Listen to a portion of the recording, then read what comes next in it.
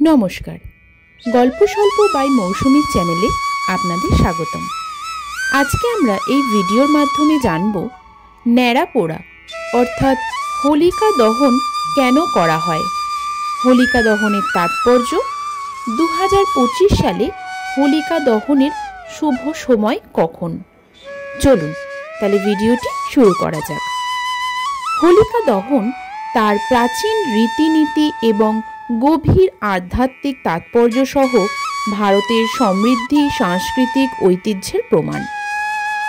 ভারতে হোলির প্রাণবন্ত উৎসব যত এগিয়ে আসছে, রঙিন উদযাপনের আগে সবচেয়ে গুরুত্বপূর্ণ আচার অনুষ্ঠানগুলির মধ্যে একটি হল হোলিকা দহন। পৌরাণিক কাহিনী এবং ধর্মীয় তাৎপর্য পরিপূর্ণ এই প্রাচীন ঐতিহ্য দেশ জুড়ে লক্ষ লক্ষ মানুষের হৃদয়ে একটি বিশেষ স্থান দখল করে আছে। আসুন 2025 সালে হোলিকা দহনের উদ্দেশ্য, আচার অনুষ্ঠান এবং তাৎপর্য সম্পর্কে আরও গভীরভাবে জেনে নেওয়া যাক। অগ্নিকুণ্ডের শিখা যখন অন্ধকারকে আলোকিত করে, আসুন আমরা এই সুযোগটি গ্রহণ করি মন্দের উপর ভালোর বিজয় এবং বিশ্বাস ও ভক্তির শক্তির প্রতিফলন করা হোক। হোলিকা দহনের চেতনা আমাদের জীবনে ধার্মিকতার জন্য প্রচেষ্টা করতে এবং শান্তি, সম্প্রীতি এবং সমৃদ্ধির এক নতুন যুগের সূচনা করতে অনুপ্রাণিত করে। হোলিকা দহনের শিকড় হিন্দু পুরাণে, বিশেষ করে প্রাচীন ধর্মগ্রন্থ থেকে হোলিকা এবং প্রহ্লাদের গল্পে ফিরে যেতে পারে। কিংবদন্তি অনুসারে হিরণ্যকশিপু নামে এক রাজা ছিলেন। তিনি রাক্ষস রাজা, যিনি ব্রহ্মার দেওয়া বর পেয়ে নিজেকে অজেয় বলে বিশ্বাস করতেন। তবে তার পুত্র প্রহ্লাদ ভগবান বিষ্ণুর প্রতি অনুগত ছিলেন, যা রাজার ঘৃণার বিষয় ছিল।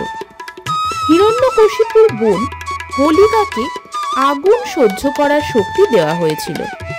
প্রহ্লাদকে হত্যা করার চেষ্টায় দৈত্যরাজ হোলিকাকে প্রহ্লাদকে কোলে নিয়ে চিতার উপর বসতে নির্দেশ দেন, কিন্তু সকলকে অবাক করে দিয়ে প্রহ্লাদ আগুন থেকে অক্ষত অবস্থায় বেরিয়ে আসেন, আর হোলিকা তার কথিত অনাক্রমতা সত্ত্বেও আগুনে পুড়ে মারা যান।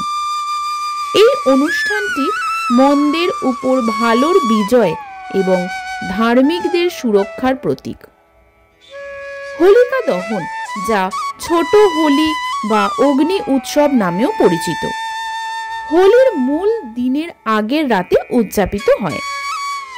এই আচারের প্রাথমিক উদ্দেশ্য হল অশুভ শক্তির উপর ধার্মিকতার বিজয় উদযাপন করা এবং প্রতীকীভাবে নেতিবাচকতা এবং অসুচিতা পুড়িয়ে ফেলা। অগ্নিকুণ্ডের অশুভ শক্তির ধ্বংস এবং পুণ্যের বিজয়ের প্রতিনিধিত্ব করে, যা ইতিবাচকতা এবং আশায় ভরা একটি নতুন সূচনার পথ প্রশস্ত করে। হোলিকা দহনের প্রস্তুতি সাধারণত কয়েকদিন আগের থেকে শুরু করা হয়।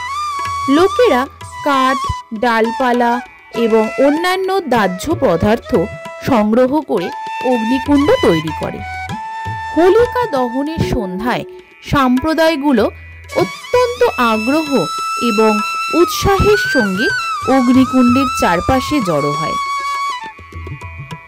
চিতা জ্বালানোর আগে ঈশ্বরের আশীর্বাদ কামনা করে এবং ক্ষতি থেকে সুরক্ষা প্রার্থনা করার জন্য প্রার্থনা এবং আচার অনুষ্ঠান করা হয়। রাতের আকাশে আগুনের শিখা যখন লাফিয়ে ওঠে, তখন খড় বা অন্যান্য উপকরণ দিয়ে তৈরি হোলিকার প্রতিমাগুলি পুড়িয়ে ফেলা হয়, যা মন্দের উপর ভালোর জয়ের প্রতীক। লোকেরা আগুনের চারপাশে প্রদক্ষিণ করে, স্তোত্র গায়, মন্ত্র জপ করে এবং সমৃদ্ধি, স্বাস্থ্য এবং সুখের জন্য প্রার্থনা করে। আগুনের উষ্ণতা এবং অঙ্গারের আভা অংশগ্রহণকারীদের মধ্যে ঐক্য ও সৌহার্দ্যের অনুভূতি তৈরি করে, যা ঐক্য ও সম্প্রদায়ের মনোভাবকে উৎসাহিত করে। হোলিকা দহন তার পৌরাণিক উৎপত্তির বাইরেও গভীর তাৎপর্য বহন করে। এটি ন্যায় ও অন্যায়ের মধ্যে চিরন্তন যুদ্ধের স্মারক হিসাবে কাজ করে, যা মানুষকে নৈতিক মূল্যবোধ সুসম্মত রাখতে এবং প্রলোভন ও অন্যায়কে প্রতিরোধ করতে উৎসাহ করে। হোলিকার কুশপুত্তলিকা পোড়ানোর রীতি আত্মার শুদ্ধি এবং মনের শুদ্ধিকরণের প্রতিনিধিত্ব করে, যা হোলির উৎসবের জন্য ব্যক্তিদের প্রস্তুত করে।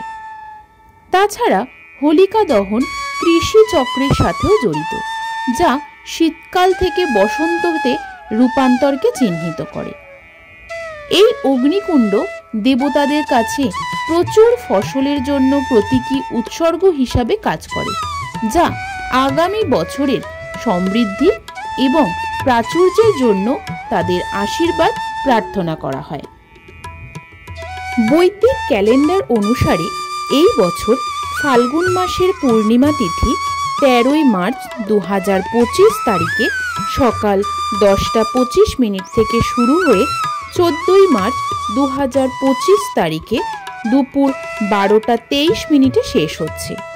এমন পরিস্থিতিতে উদয় তিথি অনুসারে হোলিকা দহন 13ই মার্চ অনুষ্ঠিত হবে। হোলিকা দহনের শুভ সময় 13ই মার্চ রাত 11:26 থেকে 12:30 পর্যন্ত হবে।